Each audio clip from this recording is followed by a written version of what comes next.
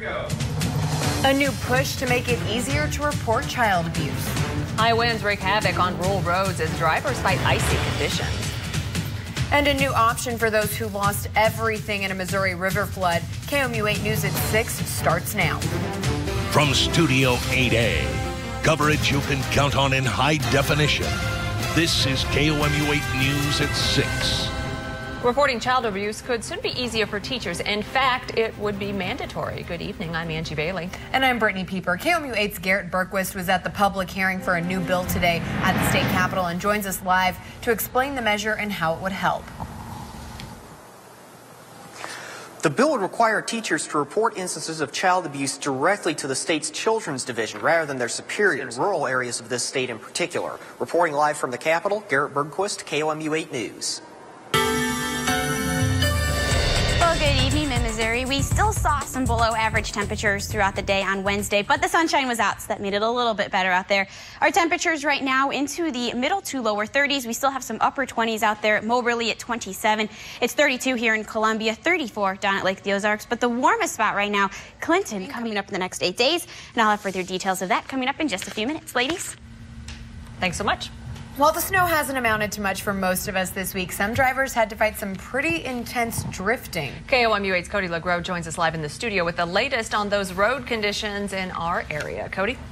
Yes, the latest reports show all of Randolph County highways are clear, but that wasn't the case this morning after loose snow drifted onto rural roadways.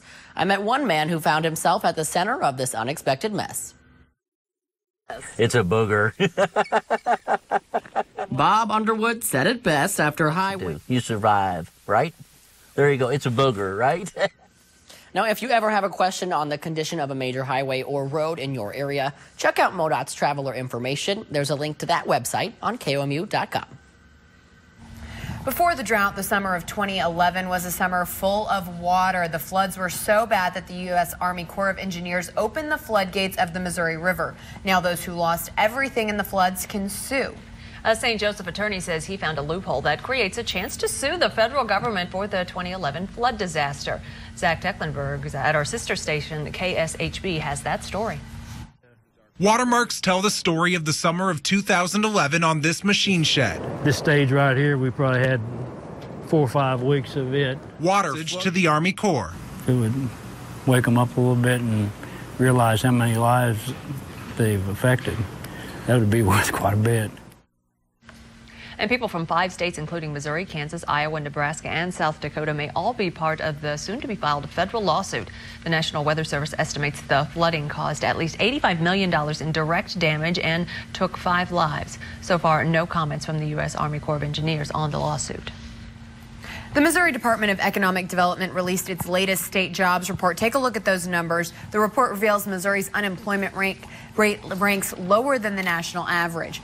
Missouri's unemployment rate dropped to 6.6% in December. The national unemployment rate was 7.6%. This marks the lowest point for Missouri in 52 straight months, but the Missouri payroll decreased by 4,700 jobs for January 2013.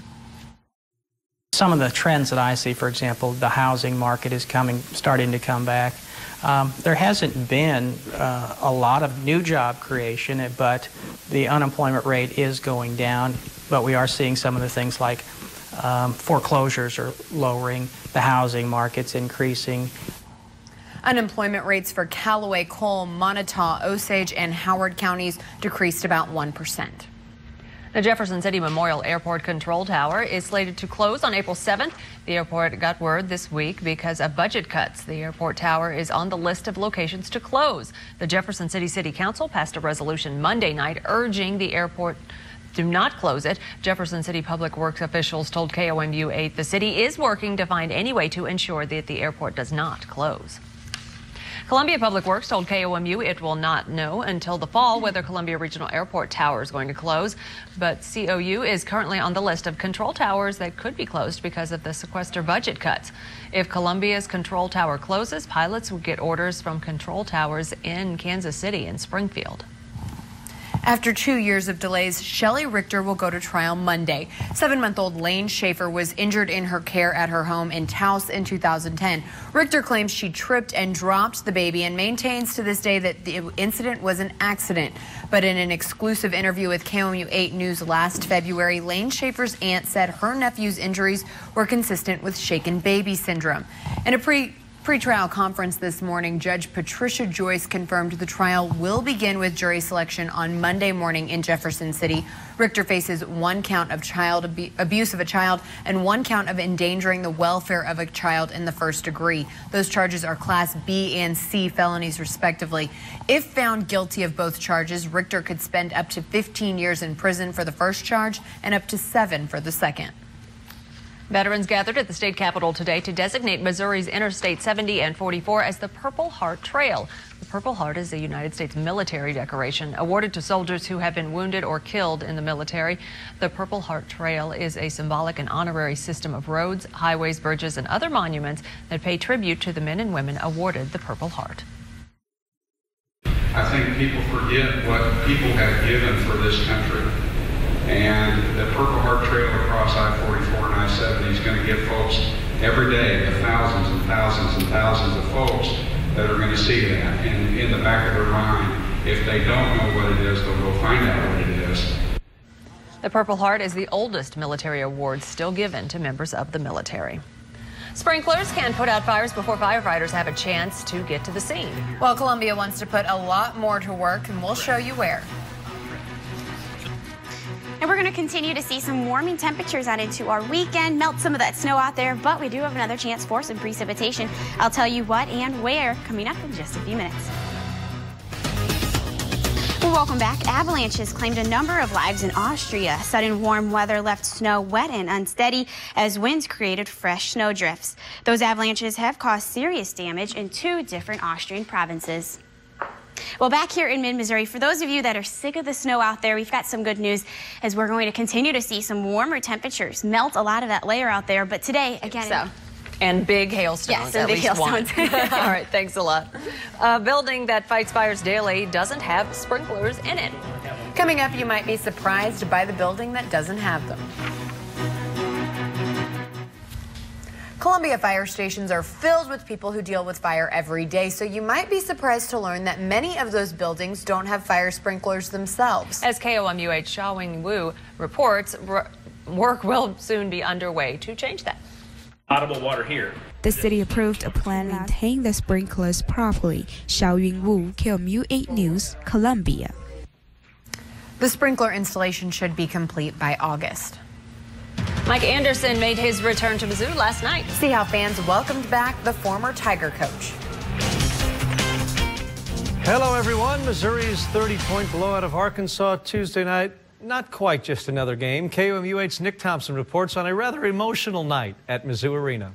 7-1, and that is sports.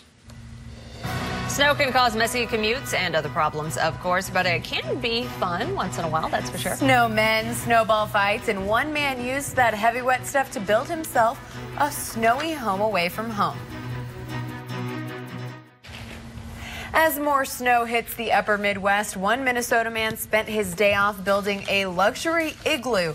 The snowy home took 8 hours to build and is 9 feet in diameter and 8 feet tall.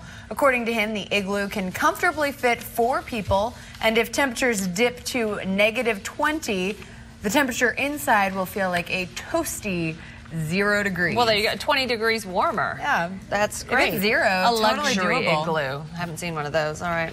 Now here's what we're following for KOMU8 News at 9 tonight. Who MoDOT awarded $2 million to today, and how it's aimed at helping high schoolers. And how saving a life doesn't have to mean and doesn't have an age requirement in Missouri. Now, if you're heading out tonight, you are going to want to make sure you bundle up out there. We're going to see temperatures drop down into the lower 20s, some upper teens out there as an overnight low. Warm temperatures on into the weekend.